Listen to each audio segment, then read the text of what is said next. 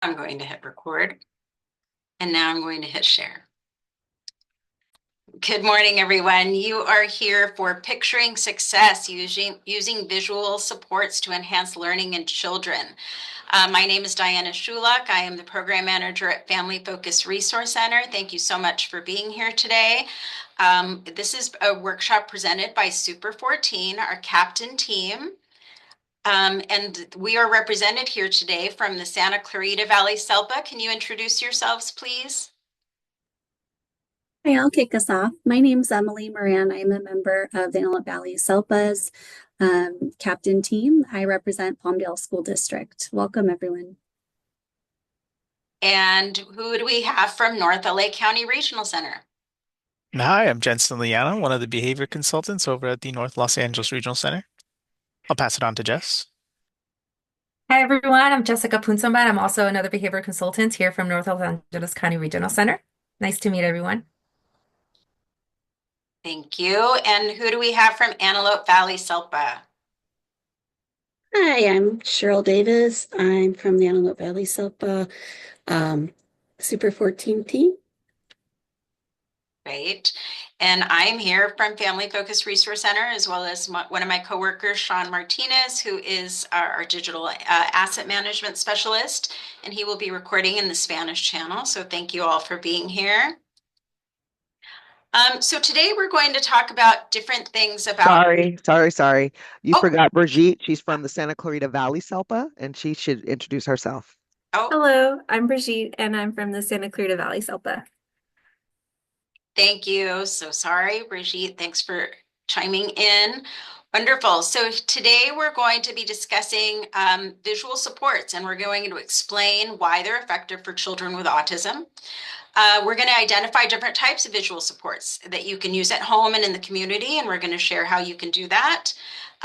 Understanding the benefits of visual supports in promoting independence, reducing anxiety, and supporting communication and behavior. We're also going to touch on recognizing situations where visual supports can be helpful. When you can use them at home, you can use them in the community and during transitions. And we're also going to cover helping your children gain confidence and how you can create and use visual supports to tailor to them to your child's needs. So let's watch a short video just to let you know what Captain is and who we are. So you've heard about and are interested in learning more about the California Autism Professional Training and Information Network, or CAPTAIN. CAPTAIN is a multi-agency network developed to support the understanding and use of evidence-based practices for individuals with autism across the state of California. It's made up of over 400 representatives from various agencies that support individuals with autism and their families, including regional centers, special education local plan areas, state and federally funded family support agencies, and higher education preparation programs. These representatives are known as Captain Cadre, and they cover the entire state, providing information, training, and resources related to autism and evidence-based practices.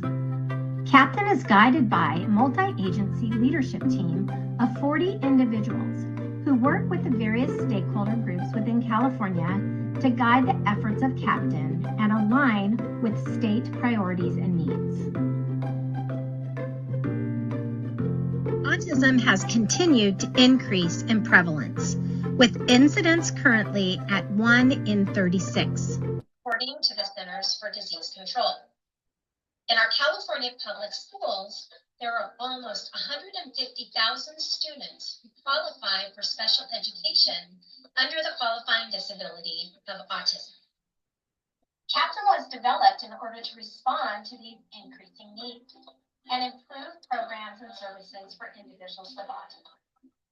The vision of CAPTAIN is to develop and maintain a training and technical assistance network focused on the use of evidence-based practices for autism that is inclusive of agencies that will work at the local level to collaboratively solve challenges and improve services for individuals with autism within their communities. To achieve this, CAPTAIN's goals include increasing knowledge about autism and evidence-based practices through systematic dissemination of information, increasing implementation and fidelity of evidence-based practice use in schools and communities through high-quality training and coaching, and increasing interagency collaborations to make sure autism evidence-based practices are used equitably across the state. Our hope is that all individuals with autism can experience the most fulfilled lives and achieve their best outcomes by benefiting from high-quality research-based services and practices. If you have any questions or would like to discuss Captain, please reach out via email at hs-captain@ucdavis.edu or go to our website at www.captain.ca.gov. Thank you very much for your interest in Captain. So you've heard about and are interested in learning more about the California Autism Professional.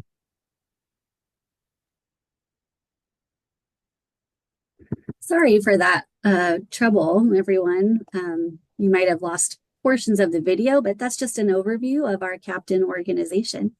We're going to dive right into visual supports.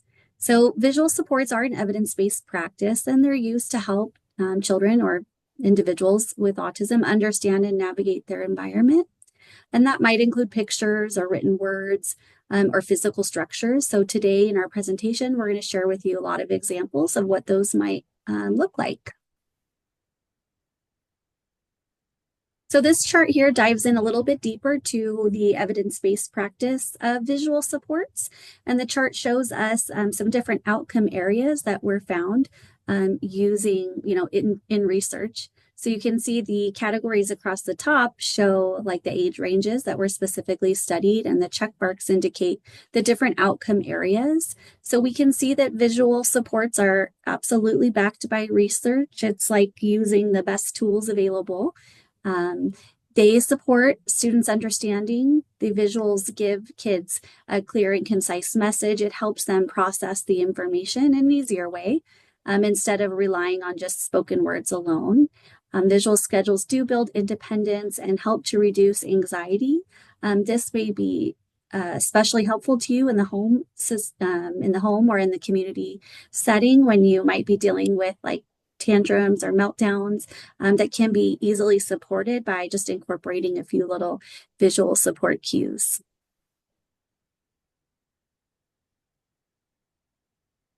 So our presentation today will focus a little bit more on how visual supports can help students with comprehension, improve memory. It helps them organize a sequence of events and anticipate events that are coming next. They can help children participate more effectively with unexpected tasks, which as a result would reduce tantrum behaviors.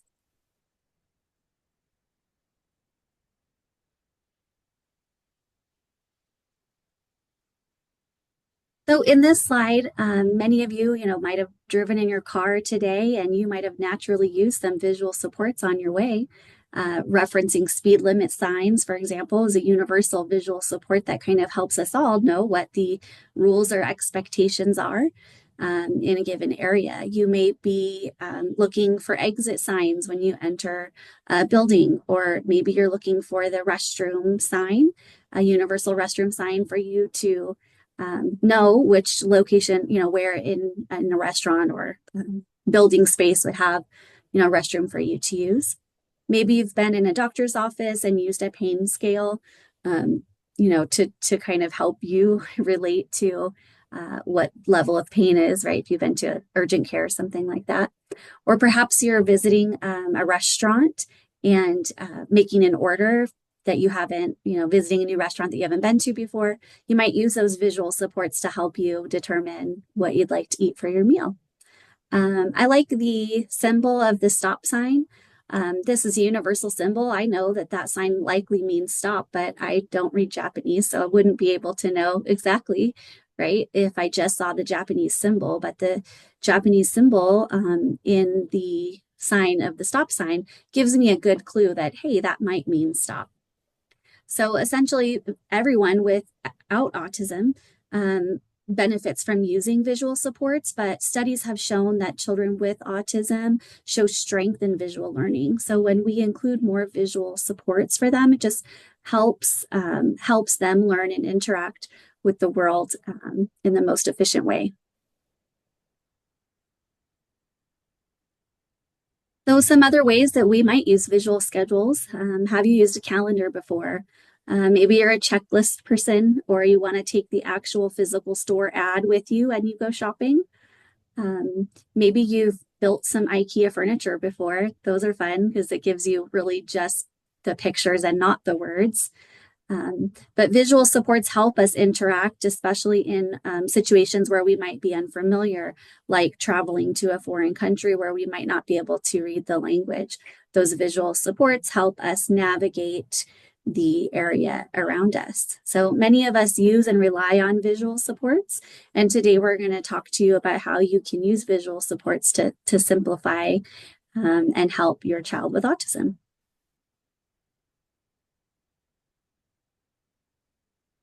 So again, in summary, our evidence-based practice and studies have shown that using visuals helps increase independence for your learner, helps clarify what the expectations are to ease in the understanding of those expectations, decreasing their levels of frustration or anxiety or aggression that children may feel in unexpected events or activities.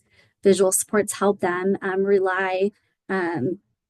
rely on those visual cues to help them understand what's coming next and to respond to changes in their environment. They can definitely ease in the transition between activities and improve overall receptive and expressive communication skills.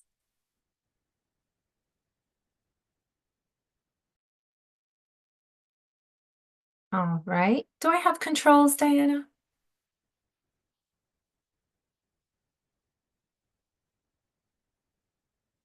Doesn't seem like I do. I don't think so. I don't know. Maybe I can just say next and Yeah, someone can help absolutely. me. Okay. All right. So we are going to, oh, I wish the pictures would show here. Don't know what Oh, happened there. I think you have it on a, there we go. All right. All right. So we're going to go over forms of representation for visual schedules. So there's three visual types of visual supports. They're sort of divided into three categories. And we're going to talk about one of them being visual schedules. And this is sort of an intro of what it could look like. So these pictures here, there's five. We could use things like objects, we could use photos, we could use icons, can use different words, we can use little phrases. So this quick little intro really shows you, just a few of the ways that we can present visual schedules for an individual. You can use all of these things, but to choose really the best form and to really know how to prepare a visual schedule, here's just a few things to consider. Next, please. All right, so what is a visual schedule or a checklist? Visual schedules, there are a sequence of things. There could be a sequence of photographs, of drawings, of symbols or text that are used to show someone what they need to do. They can, show someone what they're expected to do. And so they really help in, helping someone really understand what's expected and sort of, go between activity, transitions, things like that. And really, it could also help reduce the need for others to use prompts or use reminders or reinforcement. Some of the things to consider when choosing a visual schedule are, when you're thinking about creating one, think about, the questions of, does your, learner struggle moving from one area to the next? Do they forget sometimes what they're asked to do? Do they engage in some sort of problematic or inappropriate behavior when they're transitioning from one thing to the other? If the answer to that is yes, to any of those questions, then maybe visual schedules could be helpful. Next. All right, so here's a few different things to consider when it comes to how how or the chosen schedule will work best. And this is really going to depend on your learner. It's going to depend on the individual's skills that they have and the skills that they haven't developed yet. So one of the things to consider is how you're going to show it. How are you going to present it? Are you going to use objects? Are you going to use photos? Are you going to use icons? Are you going to use text? What if your learner hasn't learned how to read yet? Or are you going to use a combination of things? On the picture to the left, you see that they're using here a combination of things. They're using a combination of, text, and they're also using icons for this learner, and they're only using it for the morning routine. So that's one thing to consider. The next thing is, how long is it going to be? Here, they're only using it for the morning routine, right, to the left. But are you going to use it for half the day? You're going to use it for a full day, just one activity? We also don't want to make it too overwhelming for your learner if maybe this is the first time that they're using a visual schedule. The third thing you want to consider is sort of, who's going to be using this? How are you going to sort of I don't know, maybe manipulate the schedule, right? Who's going to track that in some way, when something is done, when something is not. In the picture to the right, you see this child, sliding things from left to right when things are done. So is that the most appropriate way, for your learner? Can they market themselves, right? Maybe this child to the right doesn't have the motor skills yet to get a pencil, and do a check mark, things like that. And the location. So you also want to consider where you're going to put this, right? Are you going to put it, so far out of reach, this little child to the right can't reach it? No, right? You want to put it maybe, at their level so that they can, we can, increase the probability of that autonomy and that independence for them to be able to do it on their own. Or should it be portable? Can they take it with them, right? Is this just going to be stationary in one place or not? I remember in high school, we used to have when we didn't know where to go, we had our schedules with us and we take that everywhere to know where class we had to go to, what class number it was. So it was portable. We take that visual, schedule of the timeline of what classes we had to go to. And also the next thing you want to consider is, first of all, when do you start it? The method that you're going to use to start a schedule like this. If it's the first time that someone's ever used the schedule, maybe it'd be a good idea to bring the schedule to your learner instead of having it stationary somewhere, just to, get them introduced to that concept. Next.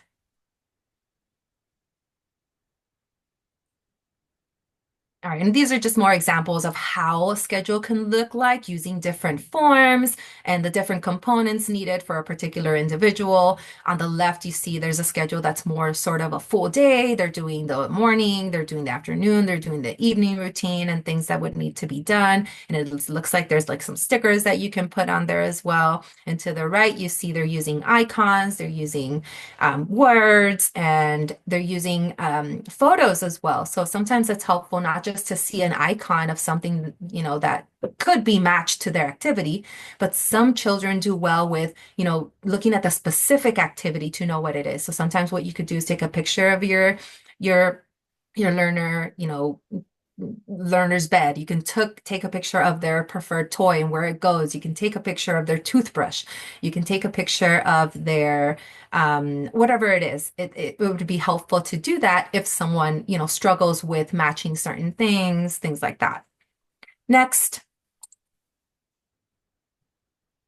All right, and this is just another example of what it could look like. This visual schedule to the left is on the left, and it's really high, up on the fridge. Maybe what they're doing is doing sort of a Velcro thing where you take it off once that's done.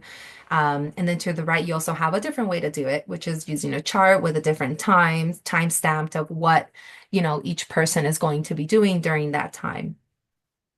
And next. All right, and first then, this is a simpler board. Simpler board, used like a tool to help children really understand what's coming after. Una herramienta para ayudar a los niños a entender lo que sí, pues. Can the interpreter make sure El intérprete pudiera asegurar que la podemos oír, intérprete?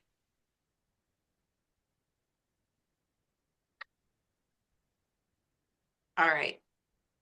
Okay. So esta es una forma de, I'm sorry, I'm also doing it in Your Spanish. brain just It's switched. my brain. All right, so this is another board that is very simple to use. It's a schedule that it's just probably the simplest form that we can use to help children learn what's coming next.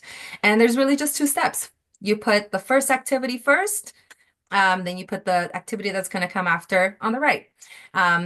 Using this board really, it could also help children, do a less preferred activity, because the visual is a reminder of what will happen next, something fun, something that they enjoy. And this might be a good idea to be used like a first step when introducing visual schedules, to teach really the concept of schedules in the first place. All right, and next, going to pass it on to the next presenter. I believe is Jensen. Okay, the next thing we're going to go over are visual cues. Now, the way visual cues work is that they're tools to kind of help identify or clarify expected behaviors. For example, they can be used to remind children or others what rules need to be reinforced. It can help understand the sequence of events, how to complete a task, what steps to do within a certain task.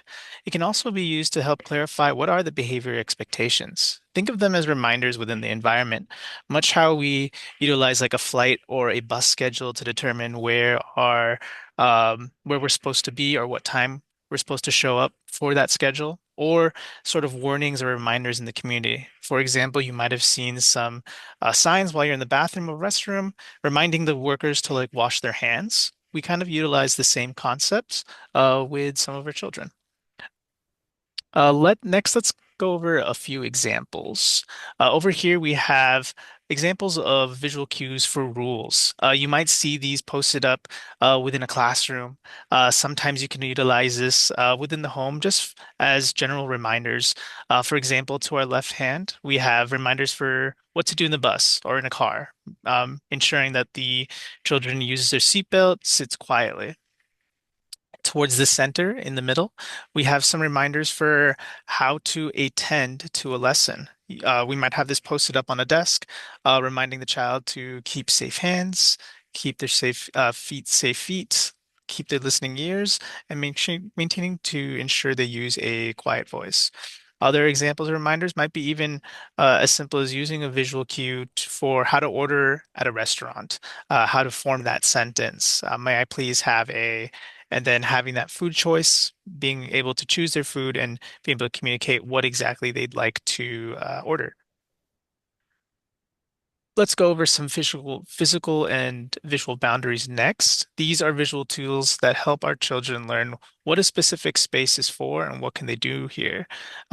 This might include furniture arrangement, labeling toy bins, and color coding.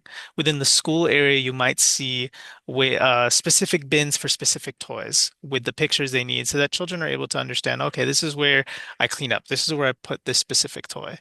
Within a more general home setting, you might be more designating specific areas, making it clear like this is the toy room, this is where all the toys are limited to, or playtime is can be limited to, or that this might be a specific area for work time where we might be doing some homework. When we're looking at visual physical boundaries, you just have some sort of specific visual cue to indicate that a specific task or specific items belong in a certain area. Let's go over to step-by-step instructions next. These step-by-step instructions are when we really break down a specific task by its specific steps. For example, to our left, we might use it more vaguely for when we're doing homework. So we might have steps for like reminders. Did you draw the picture? Did you write a number sentence? Did you use your words when you were thinking about your sentence? Or we might use it for specific tasks, such as for brushing teeth. You might break down each step so that if you have it posted in the bathroom, the child is able to look at the step and follow through with each step within that visual cue.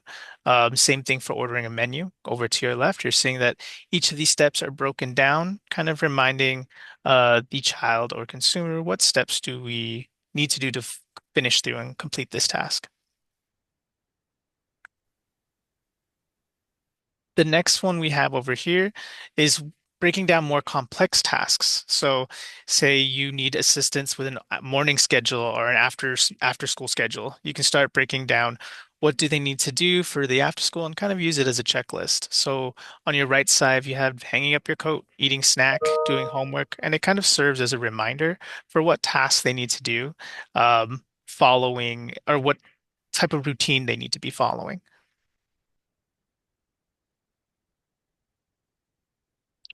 Now, we do have some tools for you later to review, but when we're thinking about creating our own visual step-by-steps, there's just one of the things you have to keep in mind is following these specific steps. So I've kind of made a visual task for you to follow.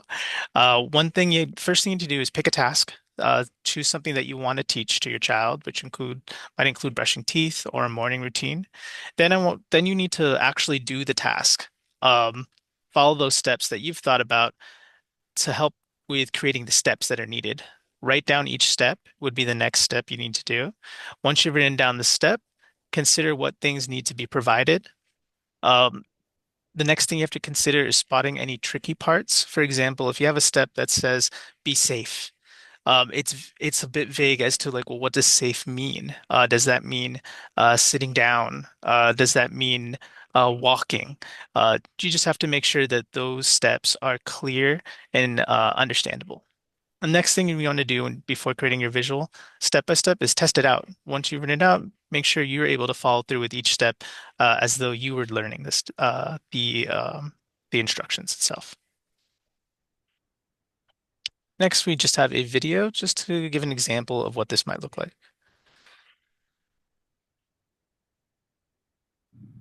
A visual schedule is a sequence of pictures or objects, or both, that shows children the order of activities. For example, a morning or bedtime routine, or the steps involved in a self-care routine, like getting dressed or using the toilet, and so on.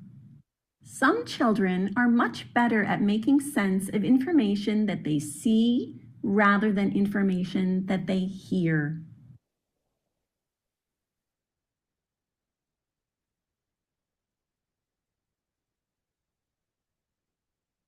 Okay, Jack, we're gonna wash our hands. You ready?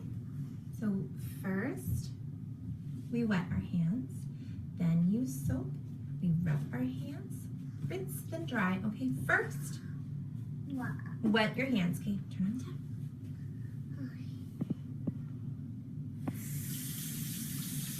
Now what do we do? Well, wet your hands. There you We go. don't need soap. Why? Not yet. Next, we need soap. Yep, next is soap. You got it. Then, rub your hands. Rub, rub, rub. Right between your fingers and back of your hand. Great job. Next, rinse your hands. Rinse, rinse, rinse. Rub, rub, rub. You got it. Water off. And last, dry. Well done. All right, let's remember what we need to do, okay? We already did the sunscreen, but we didn't do the hat. Oh, okay, get your hat on. That's what we need to do next. Get your hat on. That's pretty good. Okay, what's next? So sunscreen, then your hat. Then shoes. Oh, get your shoes.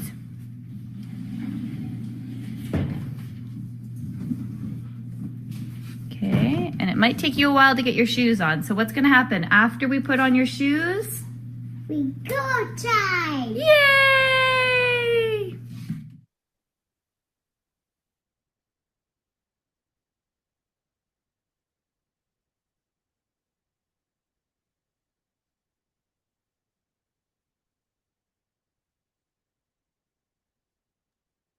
Okay.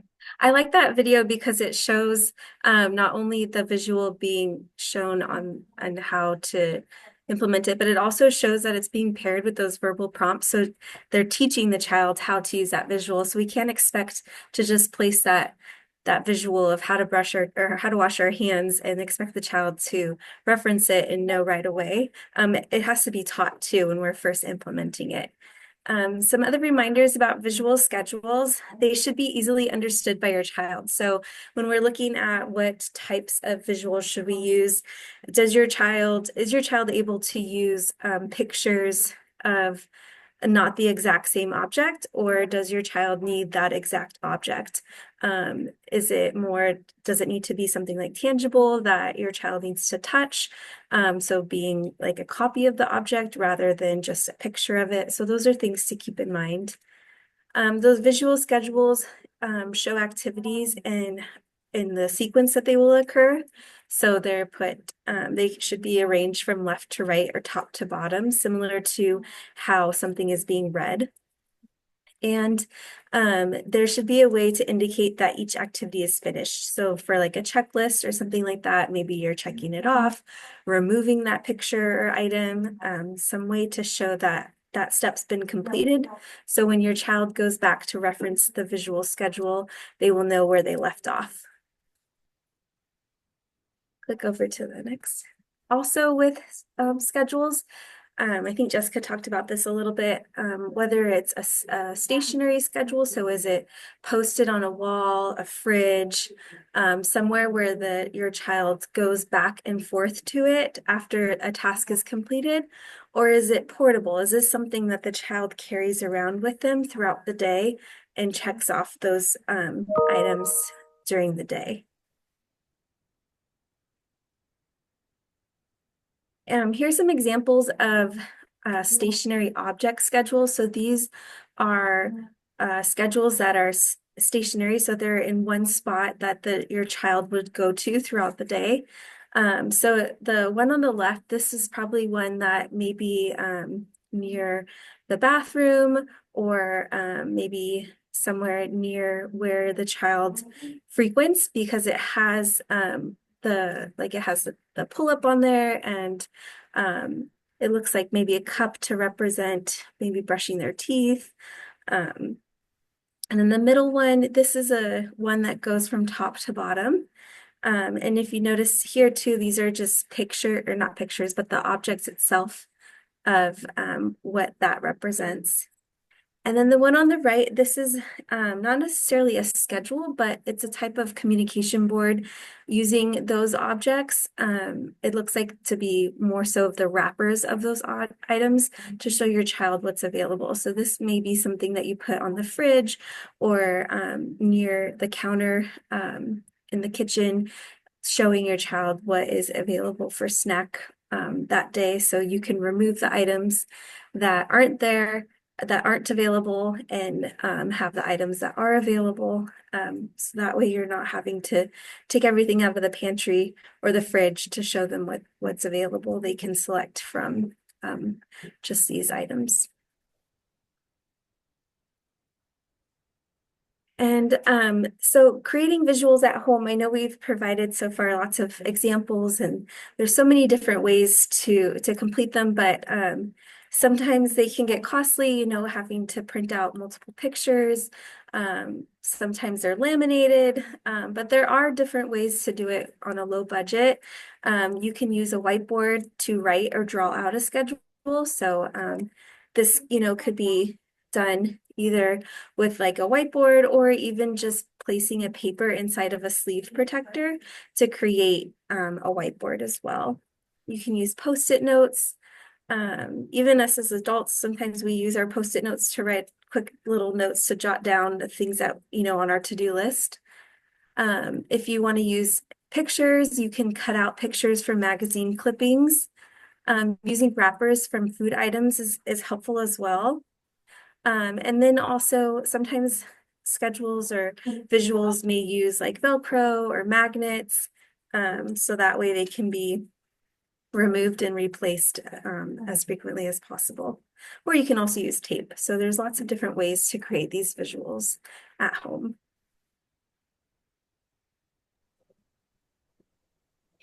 Hi. I know when I introduced myself, I think I left out the fact that I do work for the Antelope Valley High School District. So I want to talk about creating visual work systems or checkoff lists that you can take anywhere. And as you know, many of our children, once they get into their tweens or their teens, start using their phones. And I know in the high school district, we try to make those into tools to make them productive and helpful. And so as a parent, it's important to maybe use those phones for good and to help them get their homework done, get tasks done at home, and to give them a way to be independent, especially if they are getting into their tweens or teens, depending on the level and if they can handle these tasks. But we do teach this in the high school. So I want you to look at the screen right there. And what I showed you is that high school district right now, the Antelope Valley High School District uses Google Suites. And part of the Google Suites is using the Google Calendar. We also use Google Keep, which is that little light bulb, and Google Task, which is the circle with the check in it. And we use that and we teach the kids how to be responsible as far as setting up what they need to do for their homework before the next day. So this is something we actually teach in school. But a visual work system, it's just to let you know, it's a simple tool that helps children know what they need to do in what order, and when they're and what to do when they finish. So a list can show each task that your child needs to complete using words, pictures, or both. They complete each step and check it off. We talked about this, but it can be done on a phone. So again, I talked about the Google systems, and you can even do it on your iPhone. And there was a question, what about bringing it with you? So a lot of us do use, if we're old school, a lot of adults possibly still use, good old paper and pen, and we have our own calendar book and we prefer to carry it. And I know I was just talking to one of our providers who says, oh, I don't like using a digital calendar. I like using my own planning book. So a lot of people still use planners, and that's fine. And you can create the list in the planner and check it off. So if your child doesn't use a phone, they can carry around a little planner where they can go and check each item off, especially if you have an older student. If you have an iPhone, I have this video that we're going to play that has, you can use notes in the iPhone. And what the neat thing is not only can you set up a list, but you can set up a list for your child to do and then share it with them. So if you both have iPhones, you can help them be independent, especially if you're going to be at work for an hour or two before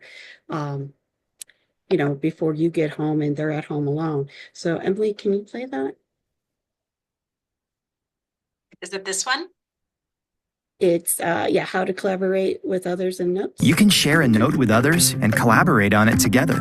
Here's how. In a note, tap the Add People button. Then choose how to share, like through messages or mail. When someone makes a change, like checking off an item, everyone will see it. Just open the note to see what changes have been made. Create, share, collaborate. So using something like that is a great way to help your child if they're home before you to maybe get started on homework, or if they have chores that they need to do when they get home, then they can actually check it off and you can see if it's getting done. And that avoids that hassle when you get done and say, oh, did you do your chores? And now you've got an argument when you get home. And I know when we get home, we're tired and we want to relax. So this is a great way to kind of talk to them and then talk to you with the visual, and then they can be independent. And then again, if we go to the next slide, in the high school district, you can share a note with others. Not everybody has an iPhone.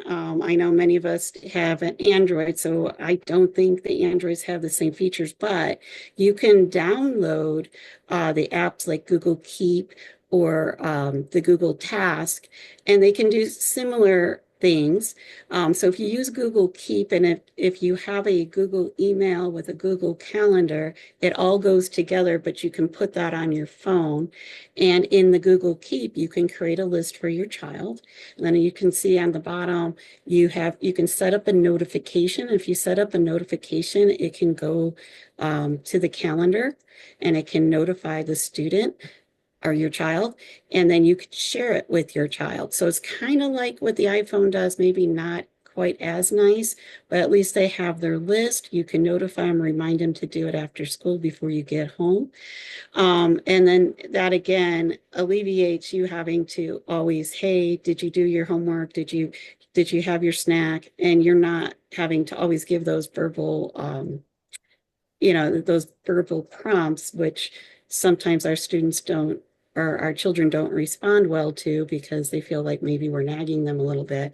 But if they have the list and they can check it off themselves, and it creates a nicer environment when we get home. So I do have instructions on the slide for how you can set it up. Once you download Keep and Task to your phone, and I would also recommend to download the Google Calendar so you can tie it all together. You can open the Google Keep app on Google. You click New List. After you click the new list, you can add a title to your list. And then you click Done, and it'll save the list. To save it, you just click the little person icon on the bottom. You can enter your child's email, and it will share that Google Keep list with them. If you add the notification, again, it goes directly on their calendar. You can also and that to do that, when you add them, if you go to the green sticky, open the Google Keep, note you want to share, click collaborator, enter the name, email address, or Google group, and click save. And then it does have instructions about how to add it to the calendar. But these are great ways to help your children use their cell phones and their iPads as a tool to help them get things done and be successful. So again, we do teach that at the high school, and I keep this presentation. I believe we're going to give out the presentation. And then you have a visual for how to go back and create these items in the phone. I know the technology can be a little bit more tricky than creating, a tangible list or just writing it down. So if we can go to the next slide. Okay. You can learn more from the Captain and the Affirm module. So on this slide, we have links to the Captain website that has plenty of resources for you to look up and to see. And if you want more training on the visual schedules, as far as like how step by step, how you can make them and more information, you can go to the Affirm module website, and it has not only how to use and make visuals. So that's one of the modules they go over. They have, I think it's 32 other modules where you can learn how to use evidence-based practices with your child at home. It's free to set up an account, and I highly recommend this because it can really help you and your children and help you at home with the child. We do have our teachers using it. We train our peer educators using these Affirm modules so they know how to work with students with autism.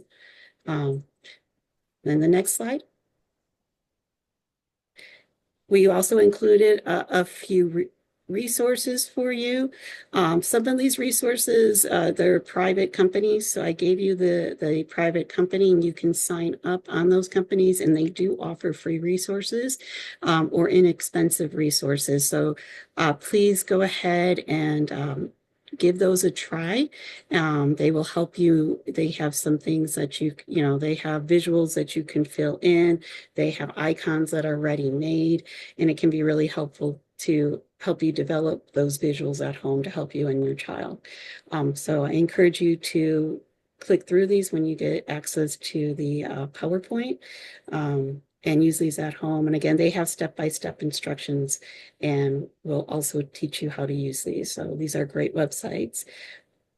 And then we're ready for the next slide.